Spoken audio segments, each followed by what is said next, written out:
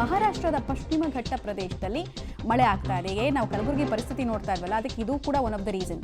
ಕೃಷ್ಣಾ, ದೂದಗಂಗಾ, ವೇದಗಂಗಾ, ಹಿರಣ್ಯಕೇಶಿ ನದಿಗಳು ಕೂಡ ಅಬ್ಬರಿಸ್ತಾ ಇದೆ. ಕೃಷ್ಣಾ ನದಿಯಲ್ಲಿ 35,000 ಕ್ಯೂಸೆಕ್ನ ಒಳಹರಿವು ಇದೆ. ಇನ್ಫ್ಲೋ ನದಿಗೆ ಬರ್ತಾ ಇರುವಂತಹ ನೀರಿನ ಪ್ರಮಾಣ.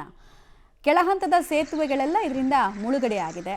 15-16 ಸಾವಿರ ಕ್ಯೂಸೆಕ್ ನೀರು ಅಂದಾಗ್ಲೇ ಅಲ್ಲಿ ನಾವು ಅರ್ಥ ಮಾಡ್ಕೊಳ್ಬೋದು ಪರಿಸ್ಥಿತಿ ಹೆಂಗಾಗ್ತಾ ಇದೆ ಅಂತ.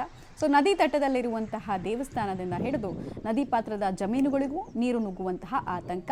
ಕೆಳಹಂತದ ರಸ್ತೆಗಳು, ಬ್ಯಾರೇಜ್ಗಳು ಕೂಡ ಮುಳುಗಡೆ ಆಗುವಂತಹ ಆತಂಕ ಸದ್ಯಕ್ಕೆ ಕಂಡು ಬರ್ತಾ ಇದೆ. ಬೆಳಗಾವಿ, ಚಿಕ್ಕೋಡಿ, ಕಲ್ಯಾಣ ಕರ್ನಾಟಕದ ಅರ್ಧ ಜಿಲ್ಲೆಗಳಲ್ಲಿ ಕೃಷ್ಣಾ ನದಿ ಪಾತ್ರದ ನೀರು ಹರಿದು ಹೋಗುತ್ತೆ.